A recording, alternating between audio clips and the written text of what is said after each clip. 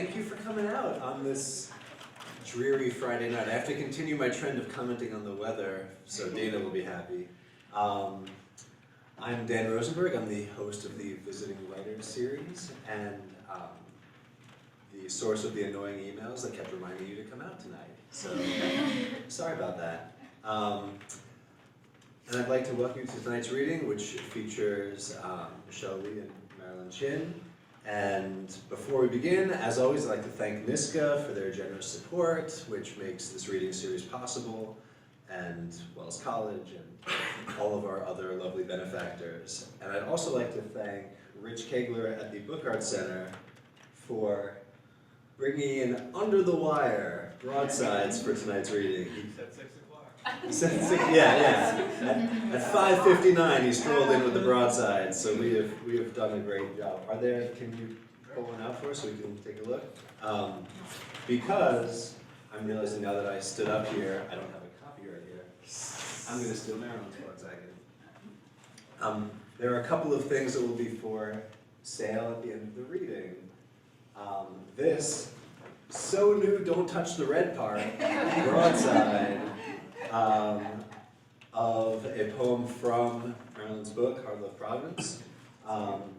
Limited edition, there are 50 that exist in the world. 12 technically. 12, there are 12, there will be 50 by tomorrow. There are 12 now. And they will be on sale in the future for $30 because they're amazing. But tonight, for you lovely people, they are available for $10, which is great. And what's that? 1/3. 1/3, yeah. A 2/3 discount just for being here. You're so lucky. And then we have Hard-Love Providence as well for sale, copies of which are over by the snacks, which I hope you've all noticed and enjoyed. Lexi's looking at me like she didn't. You can run over there if you like while I'm babbling, it's okay. So I do encourage you to check out the book and check out the broadside. Love it, do it. So we're very excited to have Marilyn Chin here to read, and there'll be a chance for a brief Q&A at the end of the reading, but first I will introduce our Wells poet who is going to be opening the evening. Michelle Lee is a senior, double majoring in English and Women and Gender Studies. She's the chair of the Women's Resource Center and the chief copy editor of The Sycamore. She is, she says, currently wholly dependent on coffee and the Hamilton soundtrack. Yeah. And that reference to Hamilton seems apt, not just because my wife and baby both share this dependence. Yeah, Miles could not make it tonight because he's freaking out. But we did have a little dance party to Hamilton last night, and I can show you all the video if you want to just die from the cuteness later. Later. But Hamilton, so in addition to being a shared obsession, Hamilton takes a very old American story and puts it in the voice of contemporary America, makes it modern as a way of claiming it. Its cast is almost entirely people of color, and one of the performers said in an interview that he'd never really felt American until working on that show. The concerns that drive many of Michelle's poems include that problem of claiming a tradition, of hyphenated American status, of finding a way to claim two distinct cultures and locating yourself within both.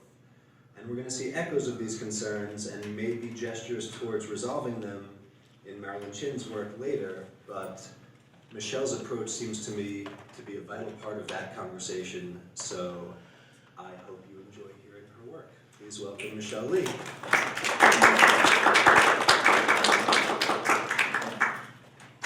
Hi all. Thank you to Professor Rosenberg, who organized this, and all the previous visiting writers this semester, and also thank you for the snacks, which were a big point of discussion in our classes. He got cubed cheese, but we'll excuse him. Visiting Writers Series isn't made out of money.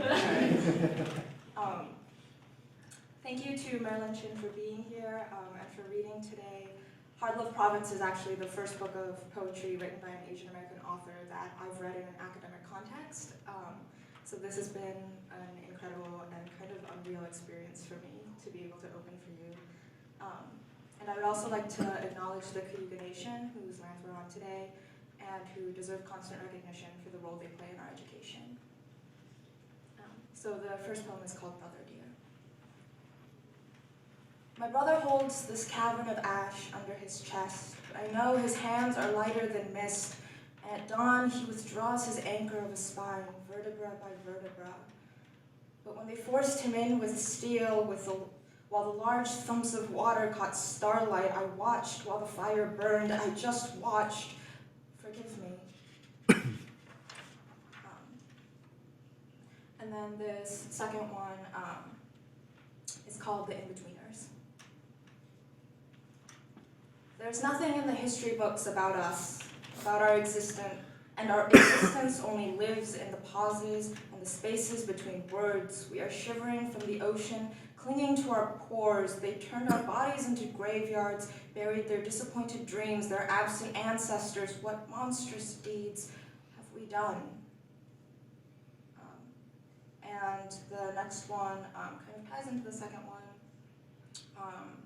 in terms of grappling with, I guess, immigrant status. And important to note that Amma is the Korean word for mom.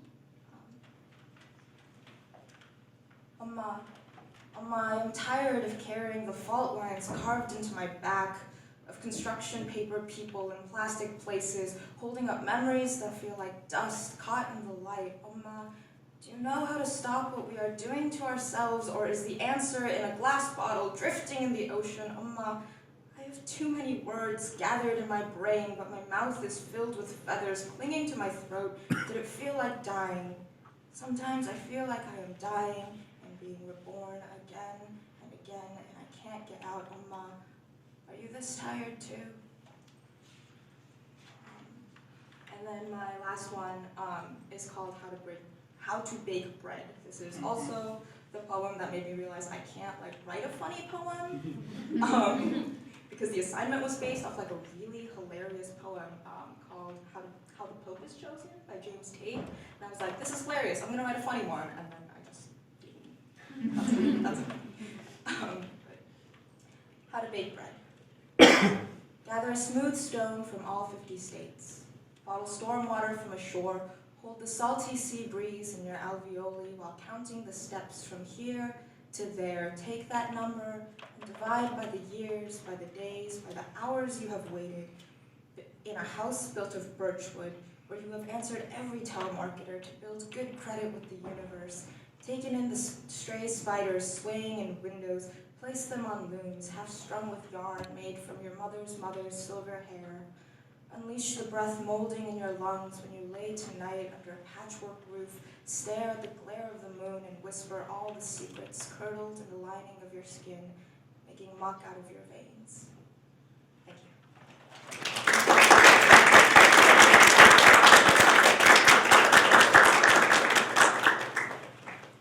Great, thank you, Michelle. And next, it's my pleasure to introduce Marilyn Chin, who was born in Hong Kong and raised in Portland, Oregon. Her books have become Asian American classics and are taught internationally. And I know my students have been enjoying and grappling with her latest, Hard Love Province, for the past couple of weeks. This book won the 2015 Anisfield-Wolf Book Award, which is a national prize for literature that confronts racism and examines diversity.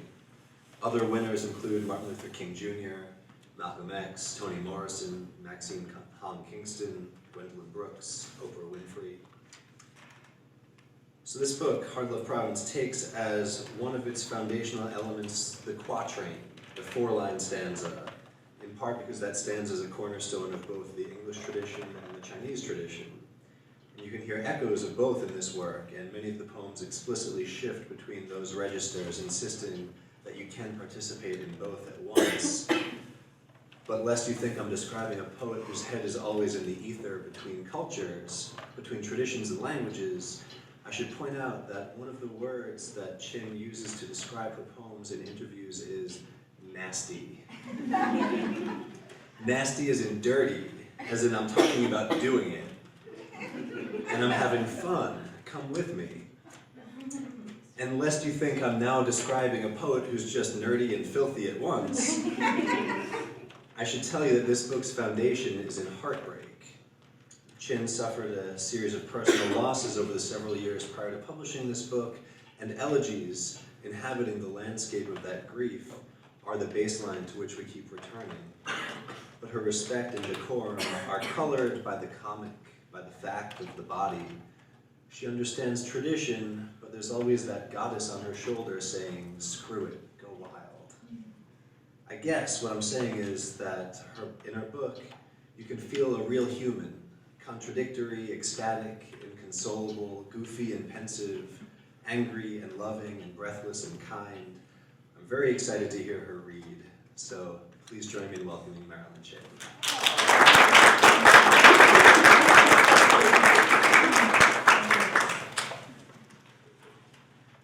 I want to thank Dan Rosenberg for that lovely introduction, for his hard work on all our behalf, right? Yeah. He's tireless, look at him. I'm exhausted. I think Michelle, I love seeing this new generation of poets coming up, don't you think? They're wonderful. You guys are wonderful, okay.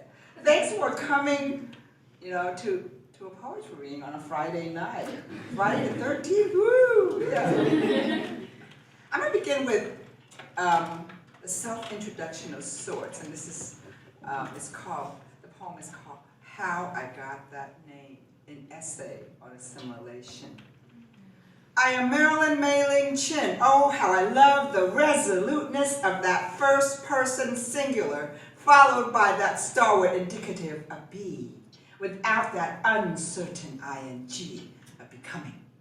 Of course, the name had been changed somewhere between Angel Island and the sea, when my father, the paper son, in the late 1950s, obsessed with the bombshell blonde, transliterated Mei Ling to Marilyn. Nobody dared question his initial impulse, for we all know lust drove men to greatness, not goodness, not decency. And there I was, a wayward pink baby, named after some tragic white woman, swollen with gin and Nembutal. My mother couldn't pronounce the R. She dubbed me #1 female offshoot for brevity. Henceforth she will live and die in sublime ignorance, flanked by loving children, the kitchen deity. But my father dithers, a tomcat in Hong Kong trash, a gambler, a petty thug, who bought a chain of chop suey joints in Piss River, Oregon, for bootleg Gucci cash. Nobody dared question his integrity, given his nice, devout daughters and his bright, industrious sons, as if filial piety were the standard by which all earthly men were measured. Oh, how trustworthy our daughters, how thrifty our sons, how we managed to fool the experts in education, statistics, and demography. We're not very creative, but not adverse to rote learning. Indeed, they can use us. But the model minority is a tease. We know you are watching now, and we refuse to give you any. Oh, bamboo shoots, the further west we go, we'll head east. The deeper down we dig, we'll find China. History has turned its stomach on a black polluted beach, where life doesn't hinge on that red wheelbarrow. But whether or not a new lover in that final episode of Santa Barbara will lean over a scented candle and call us bitch. Oh Lord, where have we gone wrong? We have no inner resources. Then one redolent spring morning, the great patriarch Chin peered down from his kiosk in heaven and saw that his descendants were ugly. One had a squarish head and a nose without a bridge. Another's profile long and knobbed as a gourd. A third, the sad, brutish one, may never marry. And I, his least favorite, not quite boiled, not quite cooked, a plump pomfret simmering in my juices. Too listless to fight for my people's destiny. To kill without resistance is not slaughter, says the proverb. So I wait for imminent death. The fact that this death is also metaphorical is testament to my lethargy. So here lies Marilyn Chin, married once, twice to so-and-so, a Lee and a Wong. Granddaughter of Jack the Patriarch and the brooding Su Lin Fong. Daughter of the virtuous Yue Kun Wong and Ji Chin, the infamous. Sister of a dozen, cousin of a million, survived by everybody and forgotten by all. She was neither black nor white, neither cherished nor vanquished, just another squatter in old bamboo grove, minding her poetry, when one day heaven was unmerciful and a chasm opened where she stood, like the jaws of a mighty white whale or the maw of a metaphysical Godzilla. It swallowed her whole. She did not flinch, nor writhe, nor fret about the afterlife, but stayed solid as wood, happily, little gnawed, tattered, mesmerized by all that was lavished upon her and all that was taken away.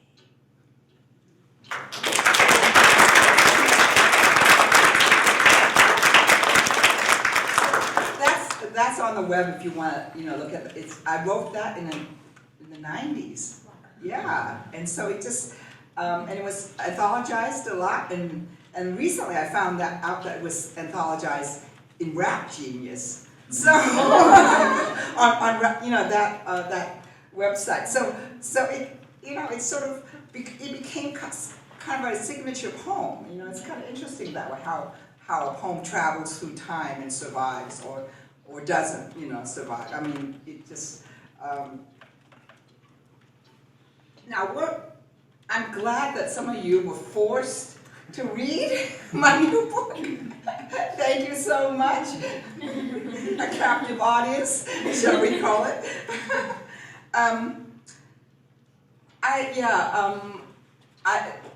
It is a book of elegies, basically, but I couldn't grieve for too long because it just sucks to grieve so long, I lost 2 boyfriends and my mother and my grandmother within 15 years, and so I was sad for a long time.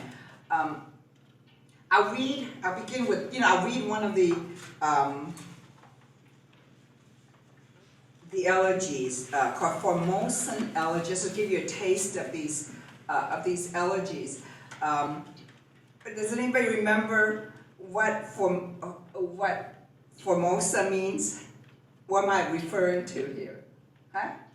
Republic of China. It refers to Taiwan. It is the colonial, Portuguese word for Taiwan. So very good. Okay, the mathematician knows everything. Okay.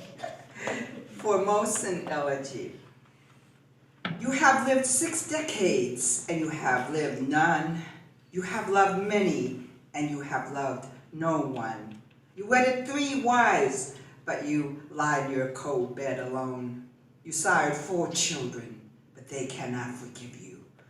Knock at emptiness, a house without your love.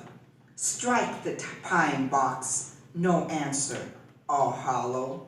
You planted plums near the gate, but they bear no fruit. You raise herbs in the veranda, fresh and savory. I cry for you, but no sound wells up in my throat. I sing for you, but my tears have dried in my gullet. Walk the old dog, give the budgies a cold bath. Cut a tender melon, let it bleed into memory. The robe you washed hangs like a carcass flayed. The mug you loved is stained with old coffee. Your toothbrush is silent. Grease mums your comb. Something's lost. Something's made strong.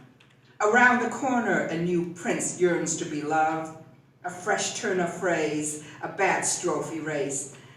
A random image crafts itself into a poem. A sleepless Taipei night, a mosquito's symphony. Who will cry for you, me and your sister Colette? Who will cry for you, me and your Algerian sister? You were a rich man, but you held on to your poverty. You were a poor man who loved gold over dignity. I sit near your body bag and sing you a last song. I sit near your body bag and chant your final sutra. What's our place on earth? Nada, nada, nada. What's our destiny? War, grief, maggots, nada. Arms, cheeks, cock, femur, eyelids, nada, cow, ox, lamb, velum, marrow, nada, vulva, nada, semen, nada, ovum, nada, eternity, nada, heaven, nada, void, nada. Birth and death, the same blackened womb. Birth and death, the same white body bag. Detach, detach, we enter the world alone. Detach, detach, we leave the world bone lonely. If we can't believe in God, we must believe in love. We must believe in love, we must believe in love. And they wrap and they zip you up in your white body bag, white body bag, white body bag.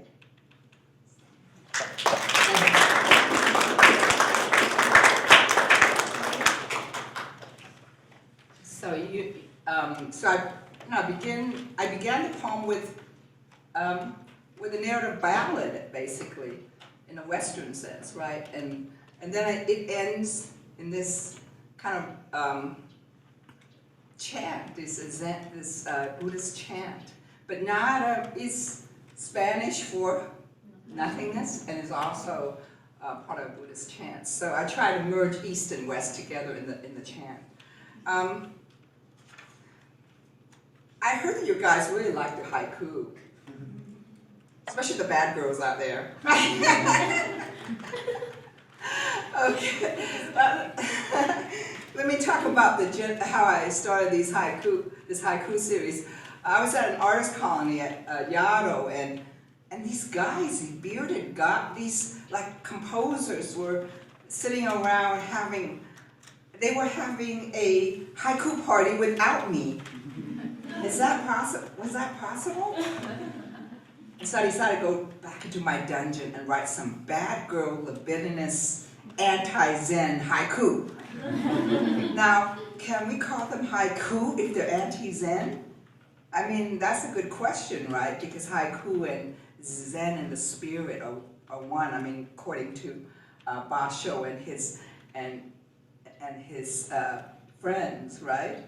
But let's just call them 17-syllable things then. Okay. 25 haiku. 100 red fire ants scouring the white peony. Fallen plum blossoms return to the branch.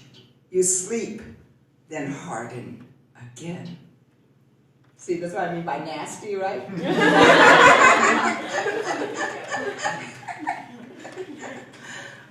Cuttlefish in my palm stiffens with rigor mortis. Boy toys can't love. Neighbor's barn, grass mat, crickets, blue boy, trowel handle, dress soaked in mud. Iron-headed mace, double-studded halberd, slice into emptiness. Oh, fierce ogoos, tie me to 2 wild elephants, tear me in half. Forceps, tongs, bushy, whip, flanks, scabbard, stirrup, goads, distaff, wither, owl. Black-eyed Susan's, Queen Anne's lace, bounteous cyclamen, moan, pass, erupt. Gaze at the charred hills, the woebegone kiosks, we are all God's hussies. I have fondled the emperor's lapdog, whose name is Black Muzzle. Urge your horses into the mist-swilled Galilee, oh sweet Bedlamite. Her Majesty's landing up to Jewel Stairs to find the pleasure dome. Ancient pond, the frog jumps in and in the deep slap of water. The frog jumps into the ancient pond. She says, no, I am not ready. Coyote cooked his dead wife's vagina and fed it to his new wife. I plucked out 3 white pubic hairs and they turned into flying monkeys. Let's do it on the antimacassar, That's kind of an academic joke, right? Little Red drew her teeny pistol from her basket and said, "Eat me." Chimera, Madame Pol Pot grafting a date tree onto a date tree. His unworthy appendage, his mutinous henchman, grazed my pink cheeks. He on top now changes to bottom. Goddess welcomes her devotee. Fish, fish, fowl, fowl, mock me, mistress, being curt, I am both duck and essence. Sing, sing, little yellow blight, rage, rage against the dying of the light. Don't touch him, bitch, we're engaged, and besides, he's wearing my nipple ring. Well, you know, the last, that line, it is really a found haiku, because I swear I heard one of my students say something to this effect into her cell phone, so that's a found haiku, right? So, yeah, I had a great time, you know, fun, you know, writing these haiku, and poor Basho is just terrified by this, you know. But questions about the haiku, because I think you guys talked about it extensively, right? Yeah, okay. I did notice you skipped one. Did you do that on purpose? Oh, okay. Well, maybe I forgot. Okay. Okay. And you changed the order of the last. Oh yeah, I did. Yeah. I mean, it's interesting. You know, after I write the book, and you know, write the poem, and it gets published in a book form and so forth. Then I go out and read the poems, and I realize it's a different experience. Or you know, when I read, you know, these out loud, are they nastier out loud? They're wilder, or are they pretty weird on the page as well, right? But I don't know. But the thing is, you know, I changed the order because it just made more impact to end with that last piece, you know.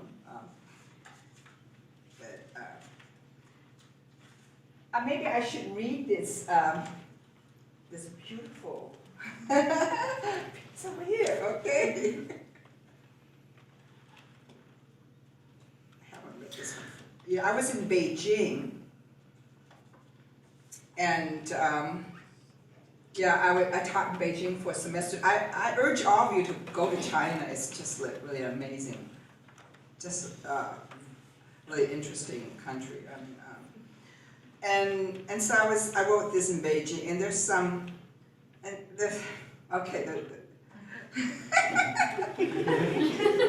some confessional stuff in here, but that's okay. Yeah, let it off. Yeah. Okay. Sonnet niece. Well, what is a sonnet niece? It's half sonnet, half Chinese lyric, and I've been playing with, you know, the sonnet throughout the book, but I want it, you know, each and every sonnet to sound different, you know. So the blacker the black coffee, the more I want 2 cups. All I get in Beijing is shit Nescafe, sugary muck. Beauty, ugliness, self-same skyline obscured by smog. Imperial killjoy drunk on his back, can't get it up. I love socialist architecture, flabby husbands, alcoholic hard butts. The sadder they get, the more I love them. I can't get enough. You could be a rich corpse or a poor corpse. Stuff all your cavities with jade and river pearls, powdery gold snuff. The robbers will pluck them like fragrant florets. Silly boy, eyes closed, puckered. You wait for love. Gripe about how life has cheated you of fame, of riches. End of a violent century, you are nostalgic for blood. My dear, we are staring at the void, at the edge of Americanness. The begonia is too beautiful. We must love and be loved.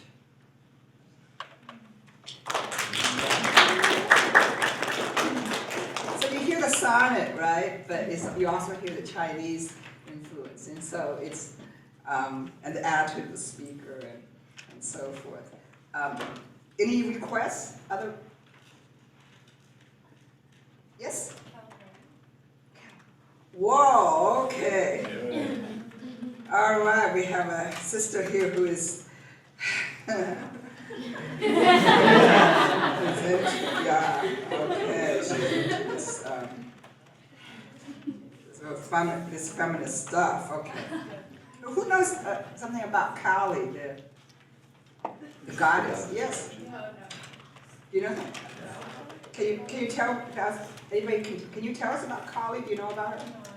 The goddess of destruction.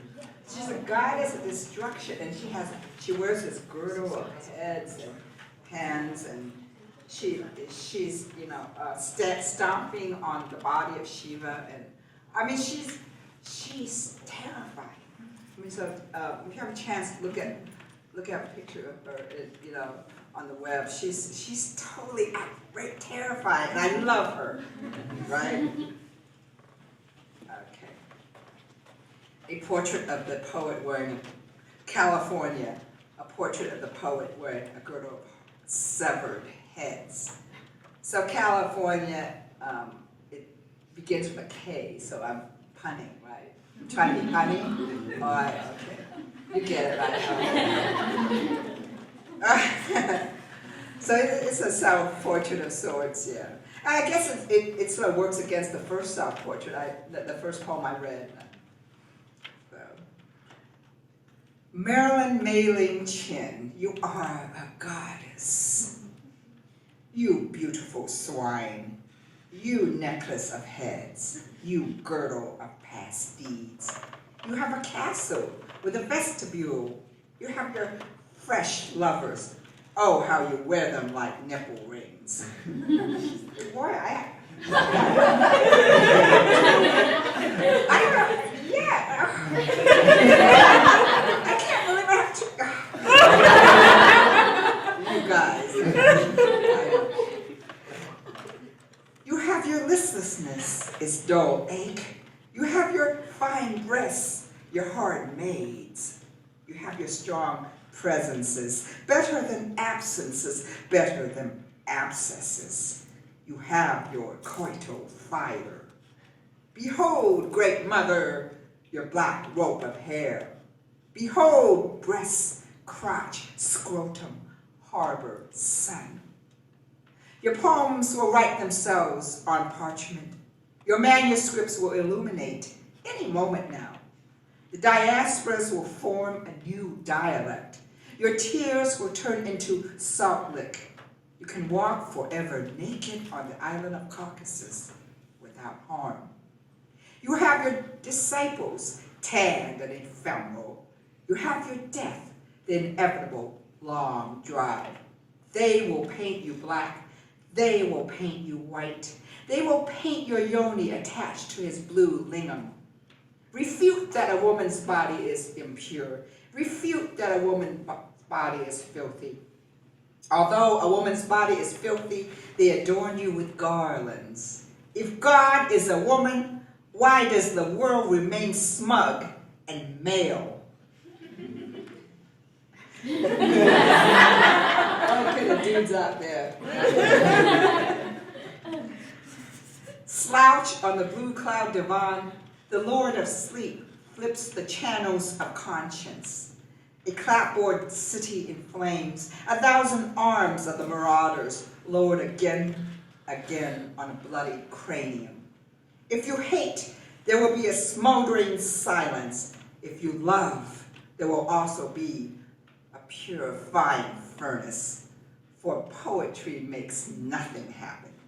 It survives in the Bethesda boys of its making, where bankers tweet on bows and Humvees on their backs pray for transcendence.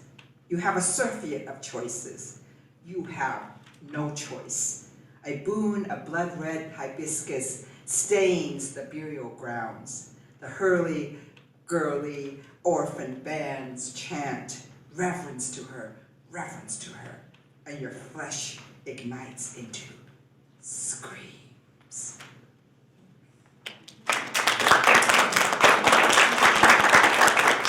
I wonder if I should scream. Roar. Huh?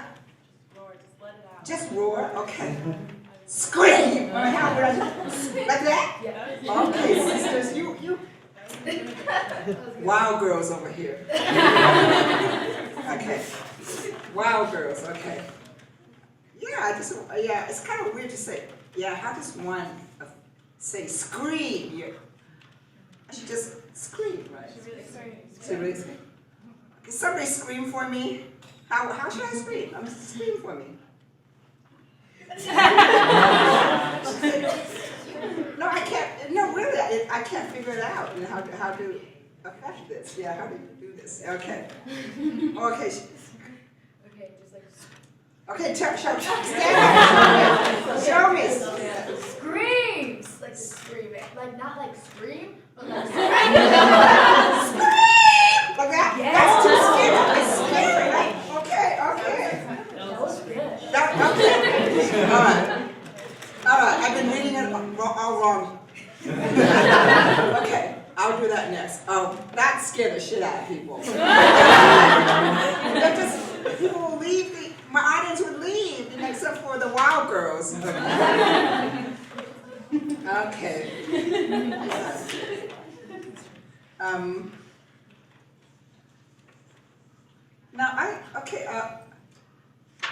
I'm going to read a Hall²s. You know, we talk about form, and there are a lot of quatrains in here, but I also love the prose poem form. And the Hall² is another, it's a poetic prose form created, by Basho. I've been picking on my dear father Basho, but it's basically it's poetic prose. It's a prose poem form, but punctuated by a haiku in the end, right? A lovely haiku in the end. In this poem, instead of punctuating the prose poem with a haiku, I punctuate with a couple of lines, and you will recognize, the lines. So I'm bringing. Once again, I'm merging East and West. This poem is called. This Hall² is called "Study Hall Detailized," and it's for Gwendolyn Brooks. And I wrote this poem after reading at a high school assembly. It was really weird. And I looked over to my left at this group of kids. I mean, really, it's really a wild batch of kids of just beautiful different colors and races and weirdness and weird hairdos and so forth, and outfits. You guys are wearing wonderful outfits over here. But I didn't know if they were arguing, fighting with each other, or having a great time. They were so loud and obstreperous, and I couldn't tell if they were fighting or loving. So I wrote this piece. Okay. It's called "Study Hall Detailized" for Gwendolyn Brooks. The brown boy hits me, but says he is sorry. The brown girl, his sister, says it's because he likes me. I say, yuck, he likes me. Well, I hate him. The black girl pinches me and says, scaredy cat, tattletale, little pussy. I dare you to hit back. The white girl grabs my Hello Kitty purse and spills my milk money.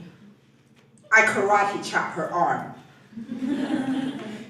The white boy says, my father says that your father's egg rolls are made of fried rat penises. I answer, yep, My father says that the reason why his egg rolls are made of fried rat penises is because Americans are weirdos and like to eat fried rat penises. The black girl laughs deep from her gut and high-fives me. Just as I am redrawing the map, my little fresh-off-the-boat cousin from Malaysia starts weeping into her pink shawl like a baby. Wah, wah, wah, wah, wah. The white girl muffles her ear. Can't you shut her up? I say, don't cry, little cousin. It's not as bad as it seems. It's verse. That's a pun. Oh, it's a very bad pun, huh? Oh, okay. I know my students told me that, but I kept it anyway. I point to the window and magically, to entertain us, 2 fat pigeons appear cooing on the sill. The boy is sitting on top of the girl, trying to molest her. She is wobbling, shuffling, pirouetting under his weight. He is pecking a red bald spot on her skinny neck and singing, "We will coo, we will fools, we will coo, we will fools." Finally, we all laugh as one, laughing and laughing at God's beloved creatures. Behind this spectacle, against all odds, from the west, a strong explosion of sun bullies through the big gray loogie of a cloud.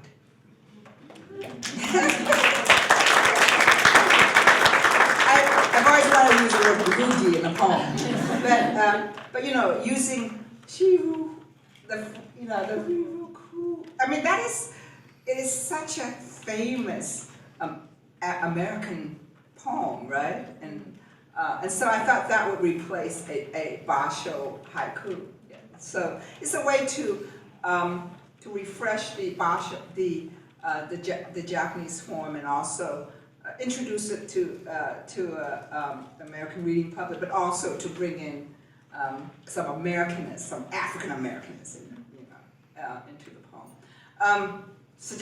Any requests? Because you guys were forced to read this book. Any? Oh, The Great Escape. Oh my gosh, that's a scatological joke. Yep. Would you read it for me? Yeah, would you read it for me?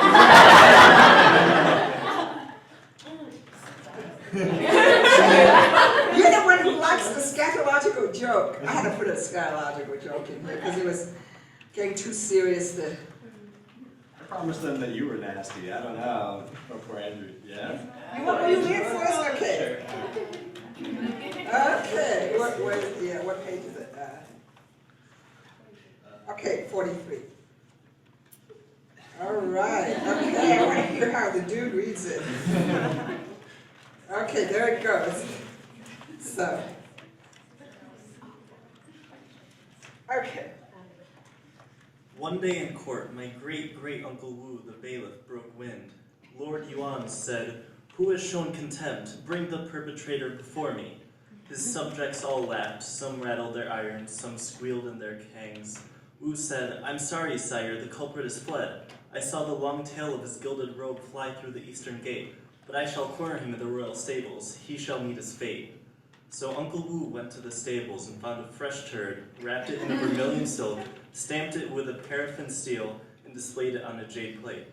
"Your Honor, I am afraid that the culprit has escaped, but I have managed to collect one of his relatives."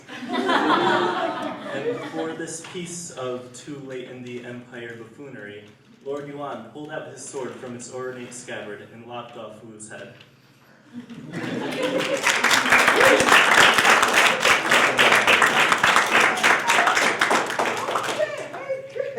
I wrote that scatological joke. Okay. Oh well. Okay. Thank you. Thank you.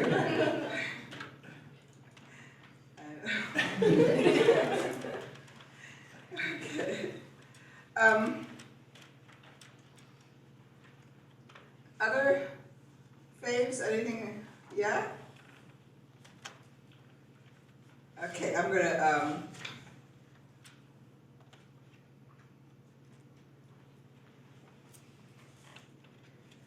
close with Beautiful Boyfriend. Is that okay? And this is for Don, who died in 2011, and he was in the military for a short while, so that's why there's some military stuff in here, and he was almost full-blooded Ute Mountain Indian. So my skiff is made of spice wood, my oars are cassia black. Music flows from bow to starboard, early Mozart, cool side of Coltrane, and miles of miles. That's a pun, that's a good pun. That's a better pun than that. Okay, yeah. It took me a long time to make this pun. All right. Damn, I'm good.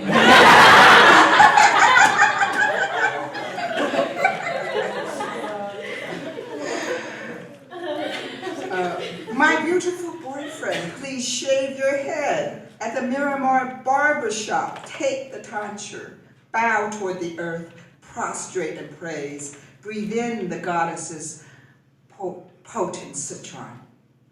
Bullet, don't shoot him, he's my draft horse. Night scope, don't pierce him, he's my love stock. Sniper, who are you? High on the roof. Stop for a slow cigarette. Let him escape.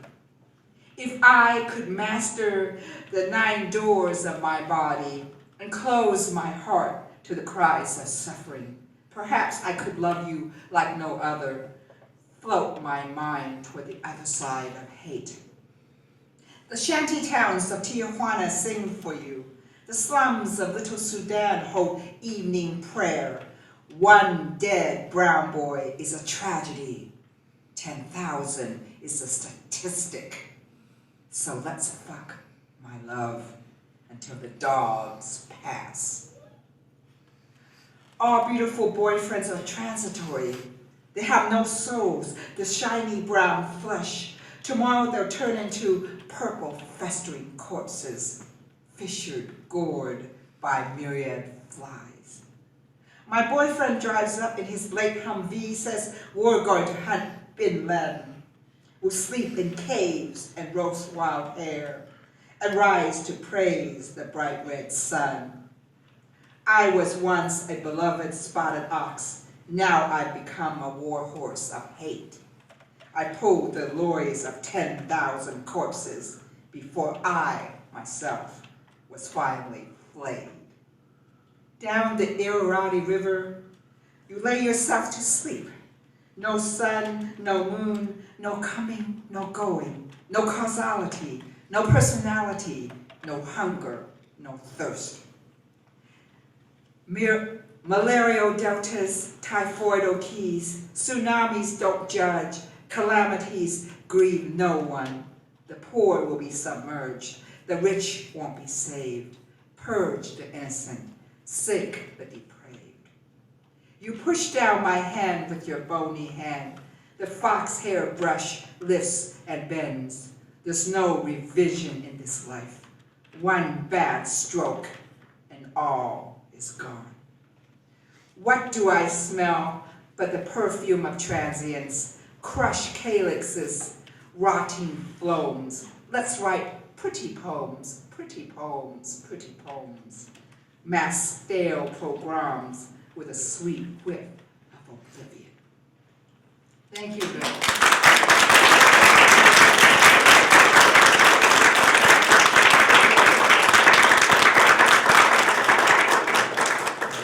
We have time for just a couple of questions. So Marilyn has agreed to chat with us for a little bit. Any questions from the crowd? Yes? I have to go, but can I take a picture with you? Oh, of course. That is a question, you know. That is amazing. That's amazing.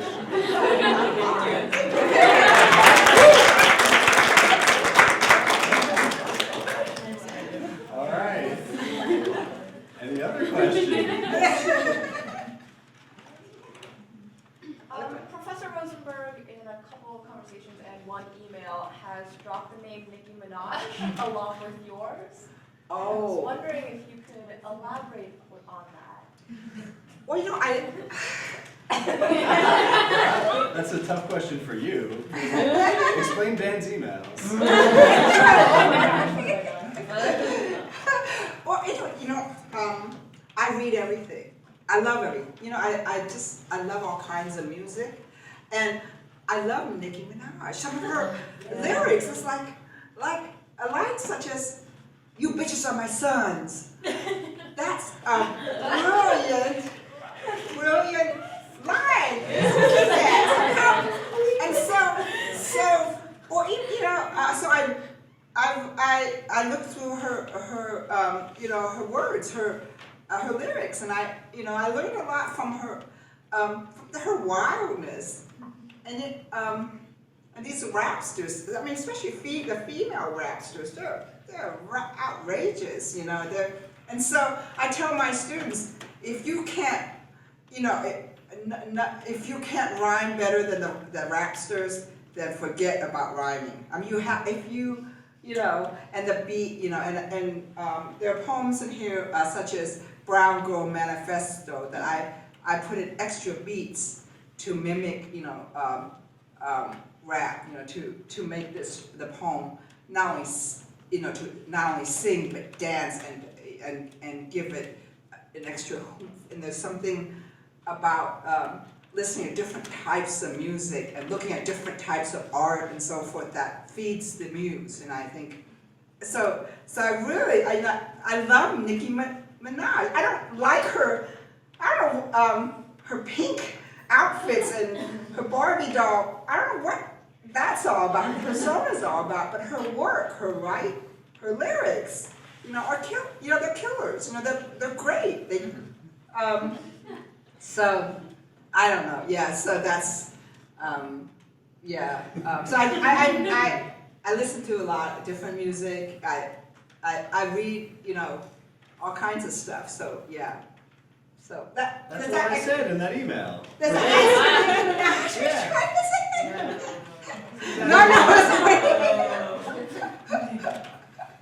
I think he's a fan. He's a fan of the pink stuff,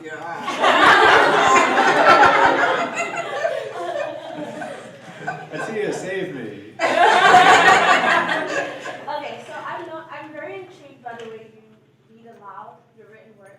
So I was just wondering, are you interested or have you participated in spoken word poetry?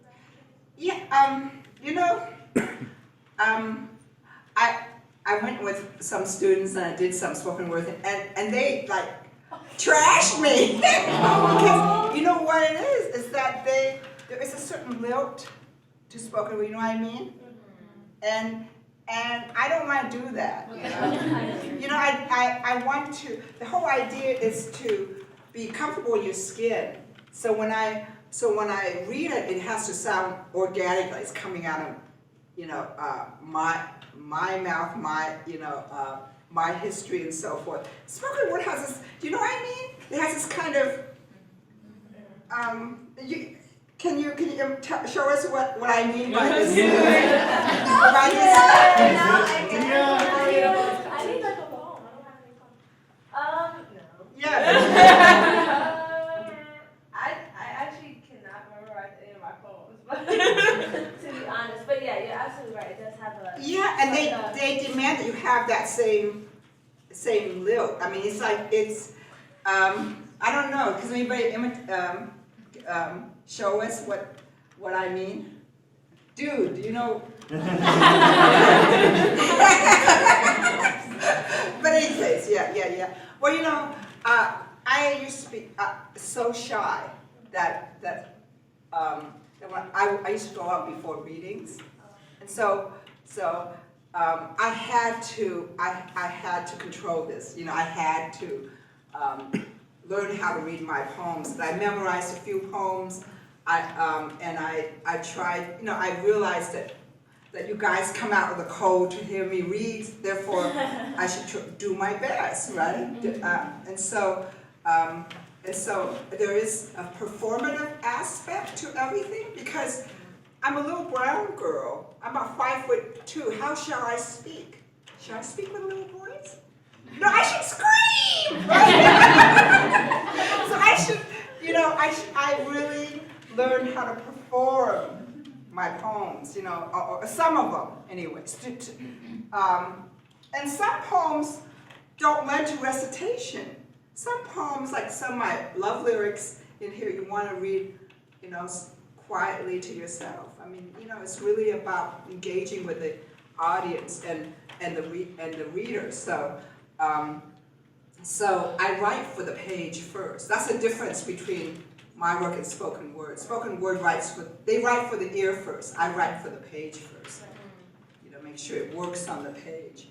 Because I'm old school, I think that we gotta have the page for it to survive. Not the page, it might be in the web somewhere, but the words that, they must survive more than voice. Because if you look at, some people look at my readings by the web and so forth, it's just not the same. It's not the same experience of, me standing here making a fool of myself and teasing the dude over there, it's like the kind of audience interaction.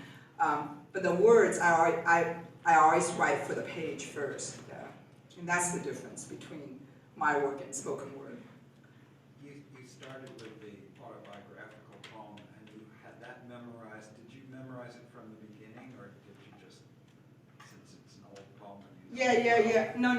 No. In the beginning, no, I wrote for the page first. In the beginning, no, I would read it, But then for some reason, certain poems become kind of signature pieces, and if I don't read that piece, someone in the audience would say, well, you haven't read how I got that name. So I ended up reading it a lot, and so I finally memorized it. I realized that it's my entry into the world, So. Maybe a related audience question. Your poems are very allusive. You're like often just stealing lines or name dropping, right?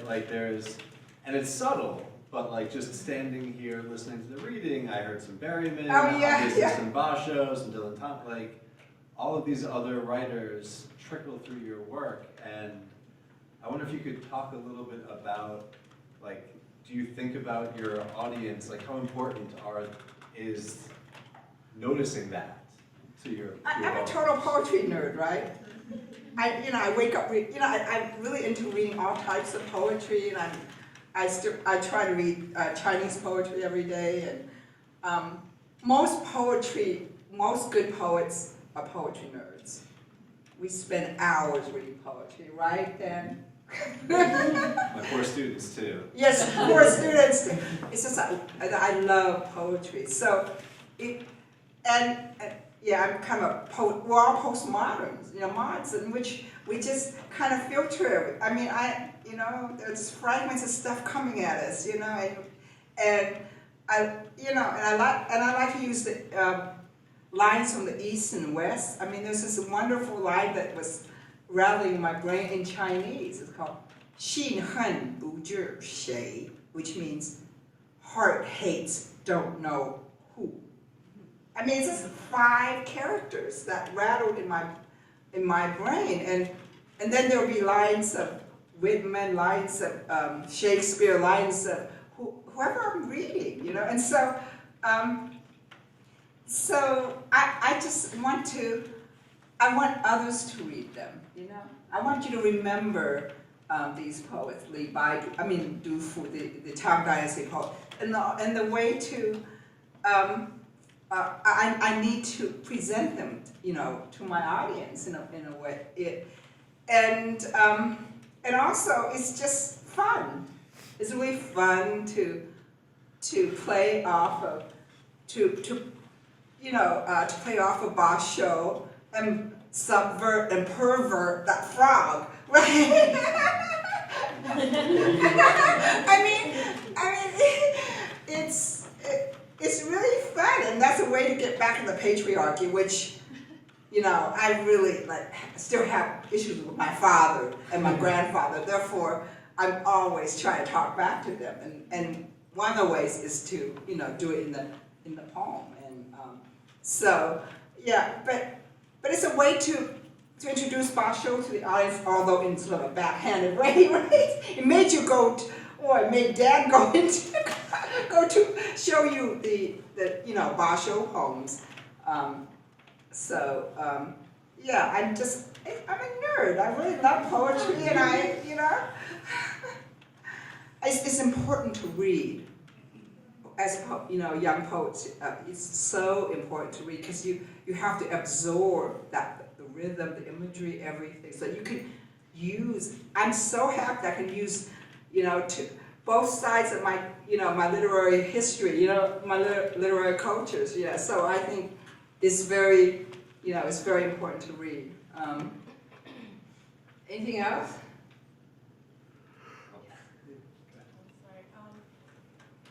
While you read your poems, you sometimes pause to interact with the audience, and I've never really seen anyone do that before, which is really interesting. And that's not a question, just You don't do that?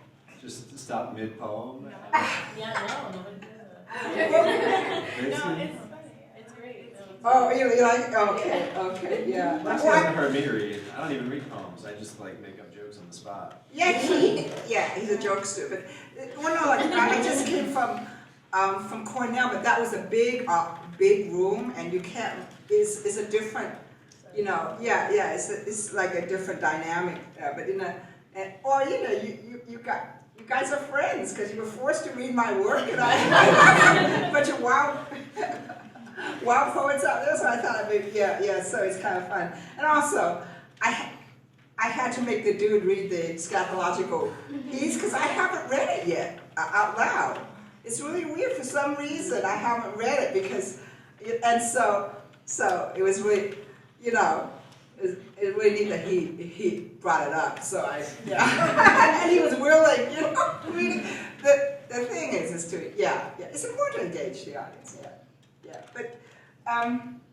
I guess I did, stop mid-poem and start talking to you guys, okay. I feel close to you, that's why. Yes? In your opinion, is there such thing as too many puns? Listen to this dude, he's a backhanded Mr. Critic over there. What? No, there isn't. I knew that there were bad puns, Oh no, I love puns. Yeah. A good pun is its own reward.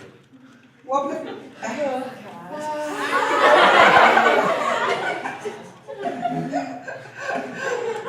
very punny of you. I just love fun. I think it's nice to bring those old tricks back, and then and some of my those quatrains were actually limericks. I stole from limericks. I think these and the haiku form's been ruined by high school teachers and the Hallmark greeting cards, and so you bring the whole idea is to take these maybe abused forms and forms that were neglected or looked down upon, such as the limerick and the haiku, and bring them back in a fun way. It's just why not? So that's I love puns. I know. It's just. I had a professor in a course, Chaucer course, as an undergraduate, who made a terrible pun, and it was a large lecture hall, and everybody booed him. And he stopped, and he said, "There are two kinds of people in the world: those who love puns, and those who can't make them." And everybody booed him again. I know. I'm gonna bring back the pun, okay?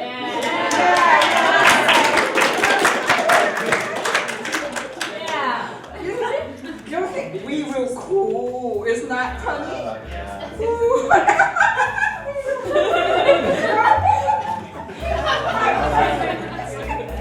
All right, we can continue this informally now. Thank you so much.